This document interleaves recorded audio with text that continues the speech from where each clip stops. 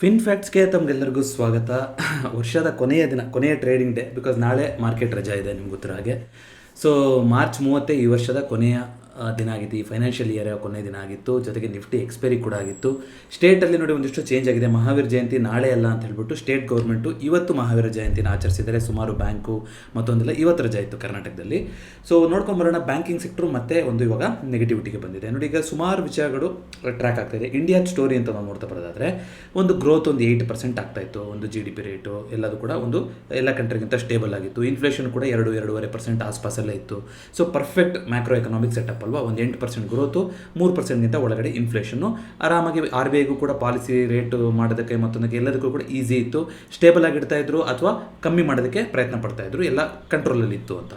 ಈಗ ಏನಾಗ್ತಾ ಹೋಯಿತು, ಈಗ ಗ್ಲೋಬಲ್ ಟೆನ್ಷನ್ ಶುರುವಾಯಿತು. ಸೊ ಗ್ಲೋಬಲ್ ಟೆನ್ಷನ್ ಶುರುವಾದರೆ ನಮಗೆ ಯಾಕೆ ಟೆನ್ಷನ್ ಆಗಬೇಕು ಅಂದರೆ, ನೋಡಿ ನೆಕ್ಸ್ಟು ಯಾವ ಮಾರ್ಕೆಟ್ ಆದ್ರೂ ಕೂಡ ಕ್ಲಾರಿಟಿನ ಇಷ್ಟಪಡುತ್ತೆ. ಕ್ಲಾರಿಟಿ ಇಲ್ಲ ಅಂದರೆ ನೆಕ್ಸ್ಟ್ ಏನಾಗುತ್ತೆ ಏನೋ ಗೊತ್ತಿಲ್ಲ ಅಂದರೆ ಅದು ಮಾರ್ಕೆಟ್ ಇಷ್ಟಪಡೋದಿಲ್ಲ. ಜೊತೆಗೆ ನಮಗೆ ಡಿಪೆಂಡೆನ್ಸಿ ಕ್ರೂಡ್ ಮೇಲೆ ತುಂಬ ದೊಡ್ಡ ಡಿಪೆಂಡೆನ್ಸಿ ಇದೆ. ಸೊ ಆಗ್ತಾ ಇರೋದೇ ರಿಸ್ಕು ಕ್ರೂಡಲ್ಲಿ. ಸೊ ಆ ಕಾರಣದಿಂದಾಗಿ ಸುಮಾರು ಸೆಕ್ಟರ್ಗಳು ಎಲ್ಲಿ ಕ್ರೂಡ್ ರಾ ಮೆಟೀರಿಯಲ್ ಬೇಕೋ ಅಲ್ಲೆಲ್ಲ ಇವಾಗ ಪ್ರಾಬ್ಲಮ್ ಆಗಲಿಕ್ಕೆ ಶುರುವಾಯಿತು. ಜೊತೆಗೆ ರುಪಿ ವೀಕ್ ಆಗೋಕ್ಕೆ ಶುರುವಾಯಿತು. ಇದು ಮೇನ್ ರೀಸನ್ನು. ನಿಮ್ಗೆ ಹೇಳಿದ್ದೀನಿ, ಯಾವಾಗ ರುಪಿ ವೀಕ್ ಆಗುತ್ತೋ, ಡಾಲರ್ ಸ್ಟ್ರಾಂಗ್ ಆಗುತ್ತೋ, ಫಸ್ಟು ಹೊಡೆತ ಬೀಳುವಂಥ ಸೆಕ್ಟರೇ ಅದು ಬ್ಯಾಂಕಿಂಗ್ ಸೆಕ್ಟರು ಅಂತ. IT ಸೆಕ್ಟರ್ಗೆ ಅದು ಪಾಸಿಟಿವ್ ನ್ಯೂಸ್ ಆಗಬೇಕಾಗಿತ್ತು. ಯಾಕಂದರೆ ಜಾಸ್ತಿ ದುಡ್ಡು ಮಾಡ್ಬೋದು ಅವರು, ಯಾಕಂದರೆ ಡಾಲರಲ್ಲಿ ಚಾರ್ಜ್ ಮಾಡ್ತಾ ಇರ್ತಾರೆ, ಇಲ್ಲಿ ಹೋಸ್ಟ್ ಆಗಿರ್ತಾರೆ, ಇಲ್ಲಿ ಇರ್ತಾರೆ, ಸೆಟಪ್ ಇರುತ್ತೆ. ಸೊ ಸಂಬಳ ಎಲ್ಲ ರುಪಿನಲ್ಲಿ ಕೊಡ್ತಾ ಇರ್ತಾರೆ, ಕನ್ವರ್ಟ್ ಮಾಡಿದಾಗ ಅವ್ರಿಗೆ ಜಾಸ್ತಿ ದುಡ್ಡು ಉಳಿಯುತ್ತೆ ಅಂತ. ಆದರೆ ಇವಾಗ IT ಅಸ್ತಿತ್ವಕ್ಕೆ ಕೂತು ಬಿದ್ದುಬಿಟ್ಟಿದೆ ಅಲ್ವಾ. ಅವರಿಗೆ ಇವಾಗ ಪ್ರಾಜೆಕ್ಟ್ಗಳು ಬರೋದೇ ಕಮ್ಮಿ ಆಗಿದೆ. AI ಬಂದಿದ್ದರಿಂದ ಸ್ಪೆಂಡಿಂಗ್ ಮಾಡೋದೇ ಕಮ್ಮಿ ಆಗಿದೆ ಕ್ಲೈಂಟು. ಹಾಗಾಗಿ IT ಸೆಕ್ಟರು ರುಪಿ ಸ್ಟ್ರಾಂಗ್ ಆಗಿದ್ದರೂ ಕೂಡ ಅಂಥ ಏನು ರಿಯಾಕ್ಷನ್ ಮಾಡ್ತಾ ಇಲ್ಲ. ಅಥವಾ ರುಪಿ ವೀಕ್ ಆಗಿರೋದಕ್ಕೆ, ಡಾಲರ್ ಸ್ಟ್ರಾಂಗ್ ಆಗಿರೋದಕ್ಕೆ, ರುಪಿ ವೀಕ್ ಆಗಿರೋದಕ್ಕೆ ಇಷ್ಟು ನಿಂತ್ಕೊಂಡಿದೆ ಅಂತ ಹೇಳ್ಬೋದು. ಇಲ್ಲಾಂದರೆ ಇನ್ನೂ ಫಾಲ್ ಆಗ್ತಿತ್ತೋ ಏನೋ, ಆ ಥರನೂ ನಾವು ನೋಡ್ತಾ ಹೋಗ್ಬೋದು. ಇದರಿಂದ ಒಂದು ಹಾಗಾದರೆ IT ಸೆಕ್ಟರ್ ಬಿಟ್ಟರೆ ಯಾರಿಗೆ ಇದರಿಂದ ಒಂದು ಅಡ್ವಾಂಟೇಜ್ ಇದೆ ಅಂದರೆ ಅದು ಫಾರ್ಮಾ ಸೆಕ್ಟ್ರಿಗೆ ಇದೆ. ಅದು ಈಗಲೇ ಇಂಪ್ಯಾಕ್ಟ್ ಬರುತ್ತೆ ಏನು ಅನ್ನೋದನ್ನು ನೋಡ್ತಾ ಹೋಗಬೇಕು. ಫಾರ್ಮಾ ಸೆಕ್ಟ್ರಿಗೆ ಯಾಕೆ ಅಂತಂದರೆ ಅವರು ಎಕ್ಸ್ಪೋರ್ಟ್ ಮಾಡ್ತಾರೆ, ಜಾಸ್ತಿ ಎಕ್ಸ್ಪೋರ್ಟ್ ಮಾಡ್ತೀವಿ ನಾವು ಫಾರ್ಮಾದಲ್ಲಿ. ಸೊ ಎಕ್ಸ್ಪೋರ್ಟ್ ಮಾಡಿದಾಗ ಅವರಿಗೆ ಲಾಭ ಬರುತ್ತೆ. ನೋಡಿ, ಯಾವ್ಯಾವ ಸರ್ವಿಸ್ಗಳು ಜಾಸ್ತಿ ಎಕ್ಸ್ಪೋರ್ಟ್ ಓರಿಯೆಂಟೆಡ್ ಆಗಿರುತ್ತೋ ಅವರಿಗೆ ರುಪಿ ವೀಕ್ ಆದ್ರೂ ಕೂಡ ಲಾಭ ಆಗ್ತಾ ಹೋಗುತ್ತೆ. ಯಾವ್ಯಾವುದು ಇಲ್ಲಿ ಅದು ಹೋಮ್ ಕೋರ್ ನಮ್ಮ ಕರೆನ್ಸಿನೇ ನಂಬ್ಕೊಂಡಿರುವಂಥ ಸೆಕ್ಟರ್ ಆಗಿರುತ್ತೆ. ಎಸ್ಪೆಷಲಿ ಬ್ಯಾಂಕಿಂಗ್ ಸೆಕ್ಟರ್ಗಳು, NBFC ಸೆಕ್ಟರ್ಗಳು ಎಲ್ಲ ಅದು ರೆಪೋ ರೇಟ್ ಏನು ಡಿಸೈಡ್ ಮಾಡ್ತಾರೆ ಅದ್ರ ಮೇಲೆ ಅವರಿಗೆ ಜನ ಬರ್ತಾರೋ ಇಲ್ವೋ. ಸಾಲ ಕಮ್ಮಿ ಇದ್ದರೆ ಜಾಸ್ತಿ ಜನ ಬಂದು ಸಾಲ ತಗೊಂಡು ಹೋಗ್ತಾರೆ, ಸಾಲ ಜಾಸ್ತಿ ಆದರೆ ಜನ ಒಂದು ಸ್ವಲ್ಪ ಹಿಂದೇಟ್ ಆಗ್ತಾರೆ. ಹಾಗಾಗಿ ಯಾವಾಗ ಮ್ಯಾಕ್ರೋ ಎಕನಾಮಿಕ್ ಕಂಡೀಷನ್ ನಮಗೆ ಫೇವರ್ ಆಗೋ ಥರ ಇರುತ್ತೋ ಆವಾಗ ಆ ಸೆಕ್ಟರ್ಗಳು ಚೆನ್ನಾಗಿ ಪರ್ಫಾರ್ಮ್ ಮಾಡುತ್ತೆ, ಇಲ್ಲ ಅಂದರೆ ಚೆನ್ನಾಗಿ ಪರ್ಫಾರ್ಮ್ ಮಾಡೋದಿಲ್ಲ. ಸೊ ಅದು ಕೂಡ ಕಾಣಿಸ್ತಾ ಇದೆ ಇವತ್ತು. ಸೊ ಓವರಾಲ್ ನೋಡೋದಾದರೆ 3%ಗಿಂತ ಜಾಸ್ತಿ ಬಿದ್ದಿರುವಂಥದ್ದು ಸುಮಾರು ಸ್ಟಾಕ್ಗಳಿದೆ. SBIನಲ್ಲಿ 3.93% ಕರೆಕ್ಷನ್ ಬಂದಿದೆ. ಬಹುಶಃ ಅದೇನಾ ಇಲ್ಲ, ಬಜಾಜ್ ಫೈನಾನ್ಸಲ್ಲಿ ನೋಡಿ 5% ಕರೆಕ್ಷನ್ ಆಗಿದೆ. ಅದೇ ಇವತ್ತಿನ ಟಾಪ್ ಲೂಸರ್ ಆಗಿದೆ. ಬಟ್ ಎಂತೆಂಥ ದೊಡ್ಡ ಕಂಪ್ನಿಗಳು, HDFC ಬ್ಯಾಂಕಲ್ಲಿ 3% ಚಿಲ್ಲರೆ, SBIಯಲ್ಲಿ 3% ಚಿಲ್ಲರೆ, ICICI ಬ್ಯಾಂಕಲ್ಲಿ 2% ಚಿಲ್ಲರೆ, ಭಾರತಿ ಏರ್ಟೆಲಲ್ಲಿ 3%, ಅದೇ ರೀತಿ ಇಂಡಿಗೋ ಏರ್ಲೈನ್ಸ್ 3.8%, ಈ ಥರ ಹೆವಿ ವೇಟ್ ಸ್ಟಾಕ್ಗಳು, ಐಷರ್ ಮೋಟರ್ಸು 3.31%, ಟಾಟಾ ಕನ್ಸ್ಯೂಮರ್ 3.1%, ಸುಮಾರು ಸ್ಟಾಕ್ಗಳಲ್ಲಿ 3%ಗಿಂತ ಜಾಸ್ತಿ ಫಾಲ್ ಬಂದಿದೆ. ಹಿಂಡಾಲ್ಕೋದಲ್ಲಿ 2% ಅಪ್ಮೌಂಟ್ ಬಂದಿರೋದ್ರ ಮೂಲಕ ಅದು ಇವತ್ತಿನ ನಿಫ್ಟಿ 50ಯ ಟಾಪ್ ಗೇನರ್ ಆಗಿದೆ. Energy and mineral sector crude ಜಾಸ್ತಿ ಆಗ್ತಾ ಇದೆ, ಹಾಗಾಗಿ ಆ ಸೆಕ್ಟರ್ ಸ್ವಲ್ಪ ಪಾಸಿಟಿವ್ ಆಗಿತ್ತು. ಸೊ ಕೋಲ್ ಇವಾಗ ನಿಮ್ಗೆ ಗೊತ್ತಿದೆ, ಕ್ರೂಡ್ ಇಲ್ಲ ಅಂತಂದರೆ ಇನ್ನೇನು ಮಾಡೋದು, ಕೋಲ್ ಅಂತ ಹೇಳ್ಬಿಟ್ಟು ಅದಕ್ಕೆ ಡಿಮ್ಯಾಂಡ್ ಬಂದು ಅದು ಮೇಲ್ಗಡೆ ಹೋಗ್ತಾ ಇರೋಂಥದ್ದು. ಅದೇ ರೀತಿಯಾಗಿ ನಿಫ್ಟಿ ನೆಕ್ಸ್ಟ್ 50 ಅಂತ ನಾವು ನೋಡ್ತಾ ಬರೋದಾದರೆ, ನಿಫ್ಟಿ ನೆಕ್ಸ್ಟ್ 50ನಲ್ಲಿ ಇದು ಮಂತಲ್ಲಿ ಇಟ್ಬಿಟ್ಟು ಇನ್ನೊಂದು ನಿಮಿಷ ಡೈಲಿಗೆ ಚೇಂಜ್ ಮಾಡಿಬಿಡ್ತೀನಿ. Relative day percentage. So day percentage ನೋಡಿದ್ರೆ LICನಲ್ಲಿ 5% ಕರೆಕ್ಷನ್ ಬಂದಿದೆ ಇವತ್ತು. LICನಲ್ಲಿ ಯಾಕೆ ಒಂದೊಂದ್ಸಲ ಕರೆಕ್ಷನ್ ಬರುತ್ತೆ ಅಂದರೆ, ನೋಡಿ ಅವರು ತುಂಬ ಇದರಲ್ಲಿ ಸ್ಟೇಕ್ ಹೋಲ್ಡರ್ ಕೂಡ ದೊಡ್ಡ ಕಂಪ್ನಿಗಳು ಬಿತ್ತು ಅಂದರೆ LICದು ಕೂಡ ಮಾರ್ಕೆಟ್ ಕ್ಯಾಪಿಟಲೈಸೇಷನ್ ಬಿದ್ದೋಗ್ತಾ ಇರುತ್ತೆ. ಯಾಕಂದರೆ LIC ಸುಮಾರು ಕಂಪ್ನಿಗಳಲ್ಲಿ ಇನ್ವೆಸ್ಟ್ ಆಗಿದೆ, ಅವ್ರದ್ದು ಅದು ಲಾಸ್ ಆಗ್ತಾ ಹೋಗುತ್ತೆ ಅವರಿಗೂ ಕೂಡ. ಸೊ ಅದೇ ರೀತಿಯಾಗಿ ಕೆನರಾ ಬ್ಯಾಂಕಲ್ಲಿ 5.37%, PSU ಬ್ಯಾಂಕ್ಗಳೆಲ್ಲ ನೋಡ್ತಾ ಇದ್ದರೆ ಯಾವ ಥರ ಬಿದ್ದಿದೆ ಅಂತ ಇವತ್ತು. PNB ಆಗಿರ್ಬೋದು, IRFCನಲ್ಲಿ 5.65% ಕರೆಕ್ಷನ್ ಬಂದಿದೆ. ಬಹುಶಃ ಯಾವುದು ಟಾಪ್ ಲೂಸರ್ ಹುಡುಕೋದೇ ಕಷ್ಟ ಆಗಿದೆ ಇವತ್ತು. ಐ ಥಿಂಕ್ IRFCನೇ ಅಂತ ಕಾಣಿಸುತ್ತೆ. 5.65% ಕರೆಕ್ಷನ್ ಬಂದಿರೋದ್ರ ಮೂಲಕ ಅದು ಇವತ್ತಿನ ಟಾಪ್ ಲೂಸರ್ ಆಗಿದೆ. ಡಿಮಾರ್ಟು 1.37% ಅಪ್ಮೌಂಟ್ ಬಂದಿದೆ. FMCG, ಸೆಲೆಕ್ಟಿವ್ FMCGಗಳನ್ನ ನಾವು ಹುಡುಕಬೇಕು ಇವಾಗ, ಯಾಕಂದರೆ ಅದು ಸ್ವಲ್ಪ ಡಿಫೆನ್ಸ್ ಆಗಿ ಆ್ಯಕ್ಟ್ ಆಗ್ತಾ ಹೋಗುತ್ತೆ, ಅದು ಜಾಸ್ತಿ ಆಗಿದೆ. BL ಅಲ್ಲಿ ಒಂದಿಷ್ಟು ಡೀಲ್ ಬಂದಿತ್ತು, ಡಿಫೆನ್ಸ್ ಡೀಲ್ ಅಂತೆಲ್ಲ ಆಗಿತ್ತು. ಡಿಫೆನ್ಸ್ ಸೆಕ್ಟರ್ ಕೂಡ ಸ್ವಲ್ಪ ಹುಷಾರಾಗಿ ನಾವು ನೋಡ್ತಾ ಇರಬೇಕು. ಎಲ್ಲ ಸ್ಟ್ರೈಟ್ ಅವೇ ಅದು ಮಾರ್ಕೆಟಿಗೆ ಪರ್ಫಾರ್ಮೆನ್ಸ್ ಕೊಡುತ್ತೆ ಅಂತಲ್ಲ, ಯಾಕಂದರೆ ತುಂಬ ರ್ಯಾಲಿ ಆಗಿದೆ ಸುಮಾರು ಡಿಫೆನ್ಸಿವ್ ಸ್ಟಾಕ್ಗಳು. ಆದರೆ ಇನ್ನು ಮುಂದಕ್ಕೆ ಈ ಥರ ಯುದ್ಧ ಈ ಥರ ಅಂತಿದ್ದಾಗ ನಿಮ್ಗೆ ಗೊತ್ತಿರ್ಬೋದು, ಇವಾಗ ಮಿಸೈಲ್ ರೇಂಜ್ ಜಾಸ್ತಿ ಮಾಡ್ಕೊತಾ ಇದ್ದಾರೆ, ಈ ಥರದ್ದೆಲ್ಲ ಸುದ್ದಿ ಬರ್ತಾ ಇತ್ತು. ಹಾಗಾಗಿ ಆ ಥರದ್ದು ಕೂಡ ಮುಂದಕ್ಕೆ ಬರ್ತಾ ಹೋಗ್ಬೋದು. ಸೊ ಓವರಾಲ್ ನೋಡ್ತಾ ಬರೋದಾದರೆ ನಿಫ್ಟಿ ಇವತ್ತು 22,400 ಕೂಡ ಬ್ರೇಕ್ ಮಾಡಿ ಇತ್ತೀಚಿನ ದಿನಗಳಲ್ಲಿ ಮಾಡಿದಂಥ ಲೋಯೆಸ್ಟ್ ಪಾಯಿಂಟಿಗೆ ಬಂದಿದೆ ಅಲ್ವಾ. ಎಲ್ಲಿಂದ ಇದ್ವಿ ನಾವು, 26,300 ಚಿಲ್ಲರೆಯಿಂದ ಇದ್ದವರು 22,300, 4,000 ಪಾಯಿಂಟ್ಸ್ ಕರೆಕ್ಷನ್ ಆಗಿದೆ ನಿಫ್ಟಿನಲ್ಲಿ. ಇನ್ವೆಸ್ಟರ್ಸ್ ನೋಡಿ ಏನು ಮಾಡ್ತಾ ಇದ್ದೀರಾ, ಹೊಸ ಫೈನಾನ್ಷಿಯಲ್ ಇಯರು ಒಂದು ಒಳ್ಳೆ ರೀತಿಯಲ್ಲಿ ಶುರು ಮಾಡೋಕ್ಕೆ ಒಂದು ಅವಕಾಶ ಕೊಡ್ತಾ ಇದೆ ಯಾವುದು ನಿಫ್ಟಿ. ಅದೇ ರೀತಿಯಾಗಿ ಬ್ಯಾಂಕ್ ನಿಫ್ಟಿ ಕೂಡ 2,000 ಪಾಯಿಂಟ್ಗಳ ಕರೆಕ್ಷನ್ ಇವತ್ತು, massive fall bank ನಿಫ್ಟಿನಲ್ಲಿ. Almost 50,000 breach ಆಯಿತು ಅನ್ನೋ ಥರ ಬಂದು ಕ್ಲೋಸಿಂಗ್ ಆಗಿದೆ. ಸೆನ್ಸೆಕ್ಸಲ್ಲೂ ಕೂಡ ಇವತ್ತು ಇವತ್ತು 1600 ಪಾಯಿಂಟ್ಗಳ ಕರೆಕ್ಷನ್ ಬಂದಿದೆ.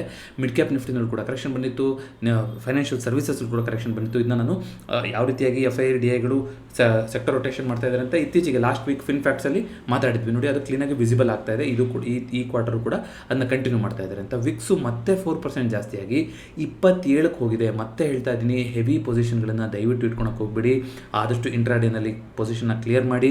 ಕ್ಯಾರಿ ಮಾಡ್ತಾ ಇದ್ದಾರೆ ಅಂದರೆ ದಯವಿಟ್ಟು ಹೆಡ್ ಜೊತೆ ಕ್ಯಾರಿ ಮಾಡಿ, ಜೊತೆ ಮಿನಿಮಮ್ ಕ್ವಾಂಟಿಟಿ ಎಷ್ಟಾಗುತ್ತೋ ಅಷ್ಟು ಮಾತ್ರ ಕ್ಯಾರಿ ಮಾಡಿ.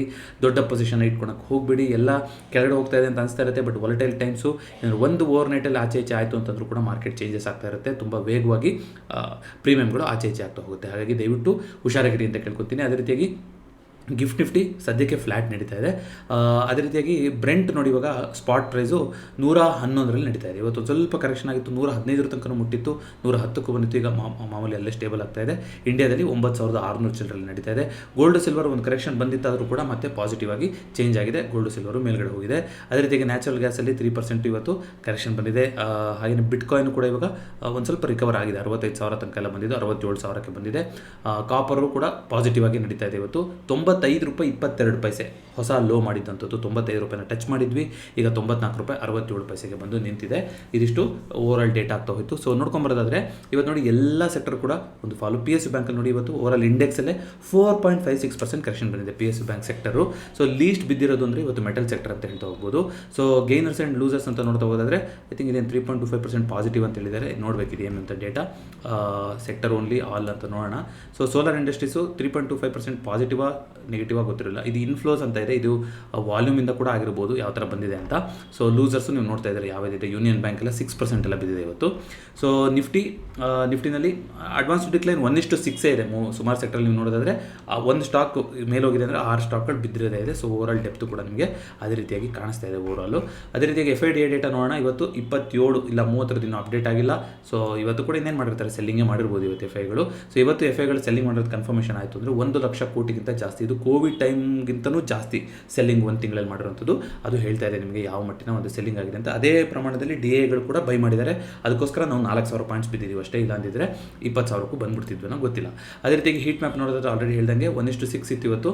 ಸೊ ಬ್ಯಾಂಕ್ ನಿಫ್ಟಿನಲ್ಲಿ ಎಲ್ಲ ಸ್ಟಾಕ್ಗಳು ನೆಗೆಟಿವು, ನಿಫ್ಟಿನಲ್ಲಿ 5 ಸ್ಟಾಕ್ಗಳು ಪಾಸಿಟಿವ್ ಆಗಿದೆ. ಹಾಗೆಯೇ ಮ್ಯಾಕ್ಸ್ ಪೇ ನೋಡ್ಕೊಂಬರೋದಾದ್ರೆ ಇವತ್ತು ಈ ರೀತಿ ಇತ್ತು. ಇವತ್ತು ಒಂದು ಪೇ ಆಫ್ ಗ್ರಾಫ್ನ ನೋಡ್ಬೋದಾಗಿತ್ತು. OH ಚೇಂಜು ಇದರಲ್ಲಿ ನೋಡ್ಬೋದು ಏನೋ ಇವತ್ತು ಯಾವ ರೀತಿಯಾಗಿ ಕರೆಕ್ಟು ಅನ್ನೋದನ್ನು ನೋಡಬೇಕಾಗಿತ್ತು. ಐ ಥಿಂಕ್ ಪ್ರೈಸ್ ವರ್ಸಸ್ OIನಲ್ಲಿ ಇರ್ಬೋದೇನೋ. ಅದು ಈಗ ಎಕ್ಸ್ಪೈರಿ ಆಗಿರೋದ್ರಿಂದ ನೋಡೋಣ ಸಿಗುತ್ತಾ ಅಂತ ಆ ಡೇಟಾ. ಓಕೆ, ಅದು ಲೋಡ್ ಆಗಿರಲಿಲ್ಲ, ಪೇಜ್ ಲೋಡ್ ಆಗಿದೆ. ಇದು ನೀವು ಚೆಕ್ ಮಾಡ್ಬೋದು. ಇದರಲ್ಲಿ ಪ್ರೀಮಿಯಂ DK ಅಂತ ಒಂದು ಆಪ್ಷನ್ ಇದೆಯಲ್ಲ, ಅಲ್ಲಿ ಬಂದರೆ ನಿಮ್ಗೆ ಕಾಣಿಸ್ತಾ ಹೋಗುತ್ತೆ. ಇದು ಪರ್ಸೆಂಟೇಜ್ ವೈಸ್ ಚೇಂಜ್ ಎಷ್ಟಾಗಿತ್ತು ಅಂತ ನೀವು ನೋಡ್ತಾ ಹೋಗ್ಬೋದು. ಆ್ಯಕ್ಚುಯಲ್ ಪ್ರೈಸ್ ಎಷ್ಟಾಗಿತ್ತು ಅಂತ ಕೂಡ ನಾವು ನೋಡ್ತಾ ಹೋಗ್ಬೋದು. ಎಕ್ಸ್ಪೈರಿ ಮುಗ್ದಿರೋದ್ರಿಂದ ನಾನು ಇಲಿಸ್ಟ್ರೇಷನ್ ಪರ್ಪಸ್ಗೋಸ್ಕರ ತೋರಿಸ್ತಾ ಇದ್ದೀನಿ. ನೋಡಿ, ನೀವು ATM ರೇಂಜ್ ಸೆಲೆಕ್ಟ್ ಮಾಡ್ಬೋದು, ಫಿಕ್ಸ್ ರೇಂಜ್ ಸೆಲೆಕ್ಟ್ ಮಾಡ್ಬೋದು, ಕಸ್ಟಮ್ ಸ್ಟ್ರೈಕ್ಗಳನ್ನ ಕೊಡ್ಬೋದು. ಸಿಂಪ್ಲಿಫಿಕೇಷನ್ಗೋಸ್ಕರ ನಾನು ಇವತ್ತು, ಯಾಕಂದರೆ 22,500 ರೌಂಡ್ ಮಾರ್ಕು ಎಕ್ಸ್ಪೈರಿ ದಿನ ಇರುತ್ತೋ ಇಲ್ವೋ ಅಂತ ಸುಮಾರು ಜನಕ್ಕೆ ಡೌಟ್ ಇರುತ್ತೆ. ಸೊ ಅದೊಂದನ್ನೇ ತಗೋಣ. 22,500 C ಮತ್ತು P ಎರಡೂ ಕೂಡ ಯಾರಾದರೂ ನೀವೇನಾದ್ರು ಒಂದು ಸ್ಟ್ರಾಡಲ್ ಮಾಡಿದ್ರಿ ಅಂತ ಅನ್ಕೊಳ್ಳೋಣ. ಸೊ ಏನಾಗಿರ್ತಿತ್ತು ಅಂತ ನೋಡೋಣ. 22,500 ಸ್ಟ್ರಾಡಲ್ ಆಗಲಿಲ್ಲ, ಕೆಳಗಡೆ ಬಿದ್ದೋಯ್ತು. ಬಟ್ ನೀವು ನೋಡೋದಾದರೆ ಬೆಳಗ್ಗೆ ಓಪನ್ ಆದಾಗ ಸಿನಲ್ಲಿ ₹117 ನಡೀತಾ ಇತ್ತು ಅಡ್ಡ ಮನಿ ಪ್ರೀಮಿಯಮ್. ಇವತ್ತು ಎಕ್ಸ್ಪೈರಿ, ಬಟ್ ₹117 ನಡೀತಾ ಇತ್ತು. ಓಪನ್ ಆದಾಗ ಎಲ್ಲಿದ್ದು ನಾವು 22,400 ಆಸ್ಪಾಸಲ್ಲಿ ಓಪನ್ ಆಗಿದೆ ಅಂತ ತೋರಿಸ್ತಾ ಇದೆ ಇಲ್ಲಿ. ಅದೇ ರೀತಿಯಾಗಿ ಪೀಕ್ ಸೈಡ್ ಪ್ರೀಮಿಯಮ್ ₹133 ಇತ್ತು. ಅದಾದಮೇಲೆ ಅಂತೂ ಬೆಳಗ್ಗೆ ಮಾರ್ಕೆಟ್ ಒಂದು ದೊಡ್ಡದಾಗಿ ಒಂದು ರ್ಯಾಲಿ ಆಯ್ತು. ನಿಮ್ಗೆ ನೆನಪಿದ್ರೆ 22,600 ತನಕ ಒಂದು ರ್ಯಾಲಿ ಕೊಡ್ತು ನಮಗೆ. ನೋಡಿ, 22,709 ಫ್ಯೂಚರ್ ಪ್ರೈಸ್ ತೋರಿಸ್ತಾ ಇದೆ, ಬಟ್ 600 ಚಿಲ್ಲರೆ ಪ್ರೈಸ್ ತನಕ ಹೋಗಿತ್ತು ಅನ್ಸುತ್ತೆ ಸ್ಪಾಟು. ಆಗ ಸಿ ಪ್ರೈಸು 260ಕ್ಕೆ ಜಂಪ್ ಆಗಿದೆ. ಅಂದರೆ ಇಲ್ಲಿ ನೋಡಿದ್ರೆ ಶಾರ್ಪ್ ಪ್ರೈಸು. ಸೊ ಆಲ್ಮೋಸ್ಟ್ ಒಂದು 118 ಪಾಯಿಂಟ್ಸ್, 142 ಪಾಯಿಂಟ್ ಮ್ಯಾಕ್ಸಿಮಮ್ ರೈಸ್ ಆಗಿತ್ತು ನಿಮಗೆ. ಅದೇ ರೀತಿಯಾಗಿ ಬೆಳಗ್ಗೆನೇ ನಿಮಗೆ ಎಲ್ಲಿ ಕರಗಿರುತ್ತೆ, ಆಲ್ಮೋಸ್ಟ್ 73 ಪಾಯಿಂಟ್ಗಳು ಕರಗಿತ್ತು ಪಿ ಇದು. ಸೊ ಅದಾದಮೇಲೆ ಏನಾಯಿತು, ಮಾರ್ಕೆಟಲ್ಲಿ ಟರ್ನ್ ಅರೌಂಡ್ ಆಯಿತು. ಟರ್ನ್ ಅರೌಂಡ್ ಆಗಿ ಮತ್ತೆ ಒಂದೇ ರೇಂಜಲ್ಲಿ ಉಳಿದು ಕೊನೆಗೆ ಡಿಸೈಸಿವ್ ಆಗಿ ಫಾಲ್ ಬಂದಿದೆ. 22,500 ಪ್ರೊಟೆಕ್ಟ್ ಮಾಡ್ತಾರೆ ಅನ್ನೋ ಥರನೇ ಇತ್ತು. ಸುಮಾರು ಸಮಯ ಅಲ್ಲೇ ಹಗ್ಗ ಜಗ್ಗಾಟ ಆಗಿದೆ ಮಾರ್ಕೆಟಲ್ಲಿ ಇವತ್ತು. ಅದಾದಮೇಲೆ 1.5 FIಗಳ ಎಂಟ್ರಿ ಆದಮೇಲೆ ಏನಾಗಿದೆ, ವಾಪಸ್ ಮೇಲ್ಗಡೆ ಹೋಗಿ 168ಕ್ಕೆ ಹೋಗಿದೆ. ಎಲ್ಲಿಂದ ಆಲ್ಮೋಸ್ಟ್ ಒಂದು ಪಾಯಿಂಟಲ್ಲಿ ಯಾವ ಲೋಗ್ ಬಂದಿತ್ತು, ₹43 ಬಂದಿದ್ದಂಥ ಪಿ ಪ್ರೈಸು. ಅಲ್ಲಿಂದ ಸೀದಾ ನಿಮಗೆ 168ಕ್ಕೆ ಹೋಗಿದೆ. ಅದೇ ರೀತಿಯಾಗಿ ಇದು 22,500 C ಇದು ನೀವು ನೋಡ್ತಾ ಬರೋದಾದರೆ ಆಲ್ಮೋಸ್ಟು 99-116 ತನಕ ಎಲ್ಲ ಹೋಗಿದ್ದಂಥದ್ದು ಕೊನೆಗೆ ತುಂಬ ಫ್ಲಾಟ್ ಆಗಿ ಎಂಡ್ ಆಗಿದೆ. ಸೊ ಈ ರೀತಿಯಾಗಿದೆ. ಸೊ ಯಾರಾದರೂ ಇವತ್ತು ಎಕ್ಸಿಕ್ಯೂಟ್ ಮಾಡಿದ್ದೀರಿ ಅಂದರೆ $117 ಇದ್ದು 0 ಆಗಿದೆ. ಆದರೆ $113 ಇದ್ದು 22,500 168ಕ್ಕೆ ಹೋಗಿ ಕ್ಲೋಸಿಂಗ್ ಆಗಿದೆ. ಸ್ಟಿಲ್ ಪಾಸಿಟಿವ್ ಆಗಿರ್ಬೋದಿತ್ತು ಯಾರಾದರೂ ಸ್ಟಾರ್ಟಲ್ಲಿ ಮಾಡಿದ್ದಿದ್ರೆ. ಬಟ್ ನಾನು ಹೇಳಿದ್ದು ಇಲಿಸ್ಟ್ರೇಷನ್ಗೋಸ್ಕರ ನಿಮಗೆ ಪ್ರೀಮಿಯಂ DK ಯಾವ ರೀತಿ ಆಗಿರುತ್ತೆ ಓವರ್ ದ ಟೈಮ್ ಅಂತ ನೀವು ಇದರಲ್ಲಿ ನಾವು ನೋಡ್ತಾ ಹೋಗ್ಬೋದು. ಸೊ ಇದನ್ನು ಬಿಟ್ಟರೆ ಒಂದಿಷ್ಟು ಐ ಪಿ ಒಗಳು ಏನಿದೆ ಇವಾಗ IPO ನಡೀತಾ ಇದೆ. ಯಾರಾದರೂ ಪ್ರಾಪರ್ಟಿ ಶೇರ್ ಇನ್ವೆಸ್ಟ್ಮೆಂಟ್ ಟ್ರಸ್ಟ್ ಯಾವುದೋ ಒಂದು IPO ನಡೀತಾ ಇದೆ. ಇದು 10 ಏಪ್ರಿಲಿಂದ ಶುರು ಆಗುತ್ತೆ. ಓಕೆ, ಇದು ಅಪ್ಕಮಿಂಗ್ IPO. ಇದು ಮೇನ್ ಲೈನ್ IPO ಸದ್ಯಕ್ಕೆ ಯಾವುದೂ ಇಲ್ಲ. ಎಷ್ಟೊಂದು IPOಗಳು ವಾಪಸ್ ತಗೋತಾ ಇದ್ರು ಅಂತಲೇ ಎಲ್ಲ ಬರ್ತಾ ಇತ್ತು. ಅದು ನೋಡೋಣ ಏನು ಅಂತ. ಈಗ ಟ್ರಂಪ್ ಅವ್ರದ್ದೇನು ಏಪ್ರಿಲ್ 6 ಅಂತ ಹೇಳಿದಾರಲ್ವ ಡೆಡ್ಲೈನು, ಏಪ್ರಿಲ್ 6ನೇ ತಾರೀಕು ಅಂತ ಹೇಳಿದ್ದಾರೆ. ಏಪ್ರಿಲ್ 6ನೇ ತಾರೀಕು ಯಾವತ್ತು ಬರುತ್ತೆ? ಸೊ ಅದು ಮತ್ತೆ ಮಂಡೇ, ಮತ್ತೆ ವೀಕೆಂಡು, ಮತ್ತೆ ಮಂಡೇ ನೆಕ್ಸ್ಟ್ ವೀಕೆಂಡಿಗೆ, ಈ ವೀಕೆಂಡಿಗೆ ಪೋಸ್ಟ್ಪೋನ್ ಆಗಿದೆ. ಸೊ ನೋಡೋಣ. ಟ್ರೇಡರ್ಸ್ ಆಗಿ ಇನ್ವೆಸ್ಟರ್ಸ್ ಆಗಿದ್ದರೆ ಟ್ಯಾಕ್ಸ್ ಲಾಸ್ ಹಾರ್ವೆಸ್ಟಿಂಗ್ ಇದ್ರ ಬಗ್ಗೆ ಆಲ್ರೆಡಿ ಡೆಡಿಕೇಟೆಡ್ ವಿಡಿಯೋ ಇದೆ. ಹೂಡಿಕೆ ಮಾಡಲು ಮತ್ತು ಲಾಭವನ್ನು ಕಾಯ್ದಿರಿಸಿಕೊಳ್ಳಲು ಸರಿಯಾದ ಸಮಯ ಹೇಗೆ ಅಂತ. ಈಗ ಕಾಲ ಮಿಂಚೋಗಾಯಿತು, ಯಾಕೆಂತಂದರೆ ನಾಳೆ ಮಾರ್ಕೆಟ್ ಓಪನ್ ಇರೋದಿಲ್ಲ. ನಿಮಗೇನು ಆ್ಯಕ್ಟಿವಿಟಿ ಮಾಡೋಕ್ಕೆ ಇನ್ವೆಸ್ಟರ್ಸ್ಗಳಿಗೆ ಅವಕಾಶ ಇಲ್ಲ, ಟ್ಯಾಕ್ಸ್ ಲಾಸ್ ಹಾರ್ವೆಸ್ಟಿಂಗ್ ಆಗಲಿ ಮತ್ತೊಂದಾಗಲಿ. ಬಟ್ ಯಾರಿಗಾದರೂ ಮುಂದಿನ ವರ್ಷದಿಂದ ಅದನ್ನ ಪ್ಲಾನ್ ಮಾಡ್ತೀನಿ, ನಾನು ನೋಡ್ತೀನಿ ಅನ್ನೋದಾದರೆ ನೀವು ಅದನ್ನ ಚೆಕ್ಔಟ್ ಮಾಡ್ತಾ ಹೋಗ್ಬೋದು. ಅದನ್ನ ಈ ವಿಡಿಯೋದ ಎಂಡಿಗೆ ಕೊಟ್ಟಿರ್ತೀನಿ. ಟ್ರೇಡರ್ ಆದರೆ ಏನು ಮಾಡ್ಬೋದು? ವರ್ಷಾವಲೋಕನ ಮಾಡ್ಕೋಬೋದು. ಏನಾಗಿತ್ತು ಈ ವರ್ಷದಲ್ಲಿ, ಏನು ಹೇಳ್ತಾ ಇದೆ ನನ್ನ P&L, ಸೊ ಎಲ್ಲಿ ಇಂಪ್ರೂವ್ ಮಾಡ್ಕೋಬೋದು, ಇನ್ನೂ ನಾನು ಇಷ್ಟೊಂದು ದಿನಾನು ಟ್ರೇಡ್ ಮಾಡಿ ಇಷ್ಟೊಂದು ದಿನ ಸಮಯ ಕೊಡೋದು ವರ್ತ್ ಇದೆಯಾ ನಿಜವಾಗ್ಲೂ ನನಗೆ? ಸೊ ಅಟ್ಲೀಸ್ಟ್ ನನ್ನ ಬ್ರೋಕರೇಜ್ ದುಡ್ಡಾದರೂ ಬರ್ತಾ ಇದೆಯಾ? ಯಾಕೆ ಈ ಥರ ಎಷ್ಟು ಓಪನ್ ಆಗಿ ಹೇಳ್ತಾ ಇದ್ದೀನಿ ನಿಮ್ಗೆ ಗೊತ್ತಿದೆ. 93% ಆಫ್ ದ ರೀಟೇಲ್ ಟ್ರೇಡರ್ಸ್ ಯಾರೂ ಲಾಭ ಮಾಡ್ತಾ ಇಲ್ಲ. ಉಳಿದಿರುವಂಥ 7%ಅಲ್ಲೂ ನಿಮ್ಗೆ ಗೊತ್ತಿದೆ ಕೇವಲ 1% ಜನ ಮಾತ್ರ ಬ್ರೋಕರೇಜ್ ಫೀಸನ್ನು ದಾಟಿ ಒಂದು ಲಾಭನ ಮಾಡ್ತಾ ಇದ್ದಾರೆ. ಇಲ್ಲಾಂದರೆ ಅದಕ್ಕೆ ನೋಡಿ ಕಮ್ಮಿ ಆಗುತ್ತೆ. ಐ ಥಿಂಕ್ ನೀವು ಝೆರೋದಾದಲ್ಲಿ ಲಾಗಿನ್ ಆಗಬೇಕಾದ್ರೆ ತೋರಿಸ್ಬಿಡುತ್ತೆ. ಯಾವುದೇ ಬ್ರೋಕರಿಗೆ ನೀವು ಲಾಗಿನ್ ಆಗಬೇಕಾದ್ರೆ ನಿಮ್ಗೆ ತೋರಿಸ್ಬಿಡುತ್ತಲ್ವ ಅಲ್ವೇ, ಸ್ಟಾರ್ಟಿಂಗ್ ಡಿಸ್ಕ್ಲೇಮರ್ ಅಂತ ಬಂದೇ ಬರುತ್ತೆ. ಇದು ನಾನು ಕವರ್ ಮಾಡಬೇಕಾಗಿತ್ತು, ಇವತ್ತು ರೈಟ್ ಡೇ ಅಂತ ಹೇಳ್ತಾ ಇದ್ದೀನಿ. ಇದು 2024 ಅನಾಲಿಟಿಕ್ಸ್ ಬಂದಿರ್ಬೋದು. ಇದರಲ್ಲಿ ನಿಮಗೆ ಎಷ್ಟು ಲಾಭ ಮಾಡಿದ್ದಾರೆ, ಎಷ್ಟು ಲಾಸ್ ಮಾಡಿದ್ದಾರೆ ಆ ಡೇಟಾ ಇತ್ತಲ್ಲ, ಇಲ್ಲೇ ಇದ್ದಿದ್ದಲ್ಲಿ. So total number of unique traders ಎಷ್ಟು ಜನ ಟ್ರೇಡ್ ಮಾಡಿದ್ರು, ಅದರಲ್ಲಿ ಎಷ್ಟು ಜನದ್ದು ಪಾಸಿಟಿವ್ ಆಗಿದೆ, ಎಷ್ಟು ಜನದ್ದು ನೆಗೆಟಿವ್ ಆಗಿದೆ, ಯಾವ ಏಜ್ ಗ್ರೂಪಲ್ಲಿ ಅವರು ಟ್ರೇಡ್ ಮಾಡಿದ್ದಾರೆ, ಎಷ್ಟು ಜನ 0.5% ಅವ್ರು ಮಾಡಿರೋಂಥ ಲಾಭನ ಬ್ರೋಕರೇಜ್ ಫೀಸ್ ಅಂತಲೇ ಕೊಟ್ಟಿದ್ದಾರೆ, ಏನು ಕತೆ ಎಲ್ಲದೂ ಕೂಡ ಇತ್ತು ನೋಡಿ. 9 out of 10 individual traders loss ಮಾಡಿದ್ದಾರೆ ಅಂತ ಬಂದಿತ್ತು. 89% ಆಫ್ ಇಂಡಿವಿಜುವಲ್ ಟ್ರೇಡರ್ಸ್ ಅಂತ. ಅದರಲ್ಲಿ ಆ್ಯಾವ್ರೇಜ್ ಲಾಸ್ ಎಷ್ಟಂತಿತ್ತು? ಒಬ್ಬೊಬ್ಬರಿಗೂ 1.1 ಲಕ್ಷ ಅಂತ ಬಂದಿದೆ. ಇದು FY22 ಡೇಟಾ. ಅವಾಗ ಇನ್ನೂ ಎವಾಲ್ವ್ ಆಗ್ತಾ ಇತ್ತು ಮಾರ್ಕೆಟ್, ಇವಾಗ ಇನ್ನೂ ಕೂಡ ಜಾಸ್ತಿ ಆಗಿರ್ಬೋದು ಆ್ಯಾವ್ರೇಜ್ ಲಾಸು.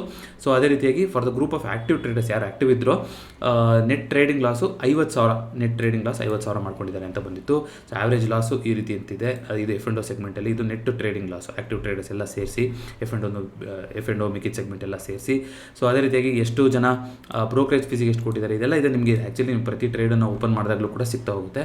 ಸೊ ಯಾಕೆ ಇದನ್ನೆಲ್ಲ ಹೇಳ್ತಾ ಇದ್ದೀನಿ ಅಂತಂದರೆ, ಇದೇ ದುಡ್ಡನ್ನು ನಾವು ಇನ್ವೆಸ್ಟ್ ಮಾಡಿದ್ದರೆ ಏನಾಗ್ಬೋದಿತ್ತು ಅಂತ ಒಂದು ಊಹಿಸ್ಕೊಳ್ಳೋಂಥ ಅವಕಾಶ. ಅಫ್ಕೋರ್ಸ್ 2023ರಿಂದ 25 ತನಕ ಅಂಥ ಗ್ರೇಟ್ ರಿಟರ್ನ್ಸ್ ಅಂತ ಕೊಟ್ಟಿಲ್ಲ. ಮಾರ್ಕೆಟ್ ಒಂದೇ ಝೋನಲ್ಲಿದೆ. ಬಟ್ ಮಾರ್ಕೆಟ್ ಇದೇ ಥರ ಇರೋದಿಲ್ಲ, ಕನ್ಸಲ್ಟೇಷನ್ ಆಗಿ ಇರೋದಿಲ್ಲ. ಮಾರ್ಕೆಟ್ ಕೂಡ ಔಟ್ ಪರ್ಫಾರ್ಮ್ ಮಾಡುತ್ತೆ. ಸೊ ಆ ಥರ ಔಟ್ ಪರ್ಫಾರ್ಮ್ ಮಾಡಿದಾಗ ನೋಡಿ, ನಾನು ಯಾಕೆ ಇದನ್ನ ಮತ್ತೆ ಹೇಳ್ತಾ ಇದ್ದೀನಿ ಅಂತಂದರೆ, ಎಲ್ಲರಿಗೂ ಟ್ರೇಡಿಂಗ್ ಬರೋದಿಲ್ಲ ಆಯಿತಾ. ಅನ್ಲೆಸ್ ನೀವು ಡಿಸಿಪ್ಲಿನ್ಡ್ ಆಗಿದ್ದೀರಾ, ನಿಮ್ಮ ಹತ್ರ ಒಳ್ಳೆ ಕ್ಯಾಪಿಟಲ್ ಇದೆ. ಇಲ್ಲ ಅಂತಂದರೆ ಇಲ್ಲ, ಇದು ದುಡ್ಡಿದ್ದವರಿಗೆ ದುಡ್ಡು ಮಾಡೋಕ್ಕಾಗೋದು ಅನ್ನೋದು ಖಂಡಿತ ಸತ್ಯ. ನೀವು ಏನೇ ಹೇಳ್ಬೋದು, ನಾನು 1:10 ಮಾಡ್ತೀನಿ, 1:100 ಮಾಡ್ತೀನಿ ಅಂತ. ಬಟ್ ಟಿಪಿಕಲ್ ಮೈಂಡ್ ಸೆಟ್ ಏನಾಗುತ್ತೆ ಅಂತ ಹೇಳ್ತೀನಿ. ಆ ಥರ ಕಮ್ಮಿ ಕ್ಯಾಪಿಟಲ್ ಇಟ್ಕೊಂಡು ಜಾಸ್ತಿ ದುಡ್ಡು ಮಾಡಬೇಕು ಅಂತ ಬಂದಾಗ ನಾವು ಪೇಷನ್ಸ್ ಅನ್ನೋದನ್ನು ಬೈ ಡಿಫಾಲ್ಟ್ ಕಳ್ಕೊಂಡಿರ್ತೀವಿ. ಹಾಗಾಗಿ ಪೇಷೆಂಟಾಗಿ ನಾನು ರಿಸ್ಕ್ ಟು ರಿವಾರ್ಡ್ ಇಟ್ಕೊಂಡು ನಾನು ಟ್ರೇಡ್ ಮಾಡ್ತೀನಿ ಅನ್ನೋದು ಇರೋದಿಲ್ಲ ಮೈಂಡ್ ಸೆಟ್ಟು. ಬದಲಿಗೆ ನಾನು ಲೋನ್ ಮಾಡಿಬಿಟ್ಟು ಅಥವಾ ದೊಡ್ಡ ಒಂದು ನನ್ನ ಪೊಸಿಷನ್ ಸೈಜಿಂಗ್ ಎಷ್ಟಾಗುತ್ತೋ ಅದಕ್ಕೆ ನಾನು ದೊಡ್ಡ ಪ್ರಮಾಣದಲ್ಲಿ ನಾನು ಟ್ರೇಡ್ ಮಾಡಿ ನಾನು ಜಾಸ್ತಿ ದುಡ್ಡು ಮಾಡ್ತೀನಿ ಅನ್ನೋ ಒಂದು ಮೈಂಡ್ ಸೆಟ್ ಇರುತ್ತೆ. ಇದು ಸತ್ಯ, ಇದು ಅದು ಡೇಟಾ ಕೂಡ ಅದನ್ನೇ ಹೇಳ್ತಾ ಇದೆ. ಹಾಗಾಗಿ ಏನು ಚೇಂಜ್ ಮಾಡ್ಕೋಬೋದು ನಾವು ಹಾಗಾದರೆ ಅಂತಂದರೆ, ನೋಡಿ ನಿಮ್ಮ ಹತ್ರ ದುಡ್ಡು ಇಲ್ವಾ ಇವಾಗ, ಏನು ಮಾಡಿ, ಎಷ್ಟಾಗುತ್ತೋ ಅಷ್ಟನ್ನು ಸೇವ್ ಮಾಡಿ ಏನು ಮಾಡಿ ಇನ್ವೆಸ್ಟ್ಮೆಂಟ್ ಪೋರ್ಟ್ಫೋಲಿಯೋನ ಬಿಲ್ಡ್ ಮಾಡಿ. ಅಟ್ಲೀಸ್ಟ್ ಒಂದು 5 lakhs ಪೋರ್ಟ್ಫೋಲಿಯೋ, 10 lakhs ಪೋರ್ಟ್ಫೋಲಿಯೋ, ಆ ಒಂದು ಬೇಸ್ ಸೆಟ್ ಆಯಿತು ಅಂತಂದರೆ, ಒಂದು 5 ಲಕ್ಷ ಪೋರ್ಟ್ಫೋಲಿಯೋ ನನ್ನ ಹತ್ರ ಇದೆ ಅಂತಂದರೆ, ನಾನು ಆರಾಮಾಗಿ ಅದರಲ್ಲಿ ಒಂದಿಷ್ಟು ಕ್ಯಾಪಿಟಲ್ನ ಪ್ಲೇಡ್ಜ್ ಮಾಡಿಬಿಟ್ಟು ಒಂದಿಷ್ಟು ಟ್ರೇಡ್ ಮಾಡಲಿಕ್ಕೆ ಉಪಯೋಗಿಸ್ತಾ ಹೋಗ್ಬೋದು. ನಾನು ಏನೂ ಇಲ್ಲದೆ, ನನ್ನ ಇನ್ವೆಸ್ಟ್ಮೆಂಟ್ ಪೋರ್ಟ್ಫೋಲಿಯೋನೂ ಇಲ್ಲ, ನನ್ನ ಹತ್ರ ಎಮರ್ಜೆನ್ಸಿ ಫಂಡು ಇಲ್ಲ, ನನ್ನ ಹತ್ರ ಬರ್ತಾ ಇರೋ ದುಡ್ಡನ್ನೆಲ್ಲ ನಾನು ಟ್ರೇಡ್ ಮಾಡಿಬಿಟ್ಟು ನಾನು 1:2 ಮಾಡ್ತೀನಿ, 1:4 ಮಾಡ್ತೀನಿ, 1:10 ಮಾಡ್ತೀನಿ ಅಂತ ಬರೋದಾದರೆ ನಾವು ಬ್ರೋಕರೇಜ್ ಫೀಸ್ನೂ ಕಟ್ತಾ ಇರ್ತೀವಿ, ನಮ್ಮ ಹತ್ರ ಇರೋ ಕ್ಯಾಪಿಟಲ್ನೂ ಕೂಡ ತಗೊತಾ ಇರ್ತೀವಿ. ಯಾಕೆ ಇದನ್ನ ಹೇಳ್ತಾ ಇದ್ದೀನಿ ಅಂದರೆ, ಸುಮಾರು ಜನ ಪರ್ಸ್ನಲ್ ಆಗಿ ನನಗೆ ಗೊತ್ತಿರೋರಿದ್ದಾರೆ, ಮತ್ತು ಫೋನ್ ಮಾಡಿ ಕೂಡ ಕೇಳ್ತಾ ಇರ್ತಾರೆ. ಹಾಗಾಗಿ ಸುಮಾರು ಜನನ ನೋಡಿದ್ದೀನಿ ಈ ಥರ. ಸೊ ಪ್ರತಿಯೊಬ್ಬರಿಗೂ ಒಂದು ಫೇಸ್ ಅಂತ ಇರುತ್ತೆ, ಇಲ್ಲ ಅಂತ ನಾನು ಹೇಳ್ತಾ ಇಲ್ಲ. ಆದರೆ ಆ ಫೇಸು ನನಗೆ ಈ ವರ್ಷವೂ ಅದೇ, ಅದೇ ವರ್ಷವೂ ಅದೇ ಹಾಗೆ ಆಗ್ತಾ ಹೋಗಬಾರ್ದು. ಸೊ ನೀವು ತಿಂಗಳ ಮಾನಿಟರ್ ಮಾಡೋದು ವೆರಿ ಇಂಪಾರ್ಟೆಂಟು. ಸೊ ಆ ತಿಂಗಳು ಎಲ್ಲಾಯಿತು, ನಂದು ಏನು ತಪ್ಪಾಯಿತು, ಎಲ್ಲಿ ನಾನು ತಿದ್ಕೋತಾ ಹೋಗ್ಬೋದು, ನಾನು ಕ್ಯಾಪಿಟಲ್ ಜಾಸ್ತಿ ನಾನು ಇನ್ವಾಲ್ವ್ ಮಾಡಿದ್ದೀನಾ, ನನ್ನ ರಿಸ್ಕಿಗಿಂತ ಜಾಸ್ತಿ ಕ್ಯಾಪಿಟಲ್ ಹಾಕಿದ್ದೀನಾ, ಅಥವಾ ನಾನು ಸ್ಟಾಪ್ ಲಾಸು ಟಾರ್ಗೆಟ್ ಕರೆಕ್ಟಾಗಿ ಫಾಲೋ ಅಪ್ ಮಾಡಲಿಲ್ವಾ, ಏನು ಪ್ರಾಬ್ಲಮ್ ಇದೆ ಅನ್ನೋದನ್ನು ಅನಲೈಸ್ ಮಾಡೋದು ವೆರಿ ವೆರಿ ಇಂಪಾರ್ಟೆಂಟ್. ಇದ್ರ ಬಗ್ಗೆ ಸಾಕಷ್ಟು ಡೆಡಿಕೇಟೆಡ್ ವೀಡಿಯೋಸ್ಗಳು ಮೈಂಡ್ಫುಲ್ ಪ್ಲೇಲಿಸ್ಟಲ್ಲಿದೆ. ನಿಮ್ಮ ಪ್ರಾಬ್ಲಮ್ ಏನಾಗ್ತಾ ಇದೆ ಅನ್ನೋದನ್ನು ದಯವಿಟ್ಟು ಈ ವರ್ಷದ ಎಂಡ್ ಆಗಿರೋದ್ರಿಂದ ಸೊ ದಯವಿಟ್ಟು ಕಮೆಂಟ್ ಮಾಡಿ ತಿಳಿಸಿ. ಬೇರೆಯವರಿಗೂ ಕೂಡ ಇದರಿಂದ ಒಂದು ಒಂದು ಕನ್ಸಾಲಿಡೇಟೆಡ್ ಆಗಿ ಒಂದು ಸಿಗ್ತಾ ಹೋಗುತ್ತೆ. ಪ್ರತಿಯೊಬ್ಬರು ಕಮೆಂಟ್ಸಲ್ಲಿ ಅದು ಯಾರನ್ನ ಜಡ್ಜ್ ಮಾಡೋವಂಥದ್ದು ಬೇಡ. ಯಾರೋ ಇನ್ನೊಬ್ರು ಕಮೆಂಟ್ ಹಾಕೋದು ಅಂದರೆ ಅವ್ರಿಗೆ ಇನ್ನೊಬ್ರು ಯಾರೋ ಹೇಳೋದು ಆ ಥರ ಎಲ್ಲ ಬೇಡ. ಎಲ್ಲರೂ ಕಲಿತಾನೆ ಇರ್ತೀವಿ ಇಲ್ಲಿ. ಹಾಗಾಗಿ ಏನು ಮಾಡಿ ಅಂದರೆ ನನ್ನ ಬಿಗ್ಗೆಸ್ಟ್ ಲರ್ನಿಂಗ್ ಏನು ಈ ವರ್ಷದ್ದು, ನಾನು ಎಲ್ಲಿ ಎಡುತ್ತಾ ಇದ್ದೀನಿ ಅನ್ನೋದನ್ನು ನೀವು ಕಮೆಂಟ್ ಮಾಡಿ. ಅಥವಾ ನನ್ನ ಪಾಸಿಟಿವ್ ಯಾವುದು ಅಂತ ಅನ್ನಿಸ್ತದೆ ಅಂತಂದರೆ, ನೀವು ಪಾಸಿಟಿವ್ ಟ್ರೇಡರ್ ಆಗಿದ್ದಾರೆ ಅಂದರೆ ನೀವು ಪಾಸಿಟಿವ್ನ ಕಮೆಂಟ್ ಮಾಡಿ. ಸೊ ಇದರಿಂದ ಒಂದು ಬೇರೆಯವರಿಗೂ ಕೂಡ ಒಂದು ಲರ್ನಿಂಗ್ ಸಿಗ್ತಾ ಹೋಗುತ್ತೆ. ಲರ್ನಿಂಗ್ ಸಿಗ್ತಾ ಅದರಿಂದ ಅರ್ನಿಂಗ್ ಬರ್ತಾನೆ ಹೋಗುತ್ತೆ.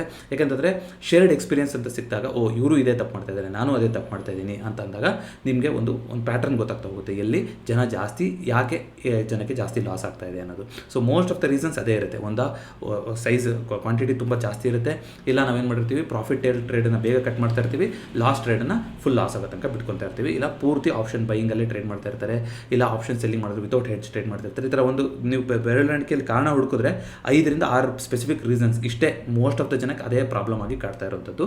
ನೋಡೋಣ ಯಾವ್ಯಾವ ಕಮೆಂಟ್ಸ್ ಬರುತ್ತೆ ಅನ್ನೋದನ್ನು ನಾನು ತಿಳ್ಕೊಳಕ್ಕೆ ವೆಲ್ಕಮ್ ಆಗಿದ್ದೀನಿ. ವೆರಿಫೈಡ್ P&L ಶೇರ್ ಮಾಡ್ಬೋದಲ್ವಾ ಸರ್ ಅಂದರೆ ಖಂಡಿತ ಮಾಡ್ಬೋದು, ಆದರೆ ಪ್ರತಿಯೊಬ್ಬರಿಗೂ ಆನ್ಸರ್ ಮಾಡೋಕ್ಕಾಗೋದಿಲ್ಲ. ಸೊ ನಮಗೆ ಗೊತ್ತಿರಬೇಕಷ್ಟೇ ನಾವೇನು ಟ್ರೇಡ್ ಮಾಡ್ತಾ ಇದ್ದೀವಿ ಅಂತ. ಹೇಗೆ ನಮ್ಮ ಚಾನಲ್ ವತಿಯಿಂದ ಯಾವುದೇ ಪೇಯ್ಡ್ ಕೋರ್ಸ್ ಆಗಲಿ, ಸೆಮಿನಾರ್ ಆಗಲಿ, ವೆಬಿನಾರ್ ಆಗಲಿ ಇರೋದಿಲ್ಲ. ಒಂದು ವೇಳೆ ಆ ಥರದ್ದು ಏನಾರು ಅವಕಾಶ ಕೊಡ್ತು ಅಂದರೆ ಸೆಬಿ ಆ ಥರದ್ದು ಏನಾರು ಶುರು ಮಾಡ್ಬೋದು ಬೇರೆಯವರು ಅಂತಂದರೆ ಖಂಡಿತ ನನ್ನ ವೆರಿಫೈಡ್ P&L ಕೊಟ್ಟೆ ನಾನು ನಿಮಗೆ ನನ್ನ ಕೋರ್ಸ್ ಆಗಲಿ ಸೆಮಿನಾರ್ ಆಗಲಿ ಜಾಯ್ನ್ ಆಗಿ ಅಂತ ಹೇಳ್ತೀನಿ. ಅಲ್ಲಿ ತನಕ ನಾನು ಹೇಳೋದಿಲ್ಲ. ಹಾಗಾಗಿ ಸೊ ಅದಾಗಕ್ಕೆ ಸಾಧ್ಯ ಆಗಲಿಲ್ಲ ಇರೋದ್ರಿಂದ ಇದು ಬೇಕಾಗಿಲ್ಲ ಅಂತ ಅನ್ಕೋತೀನಿ.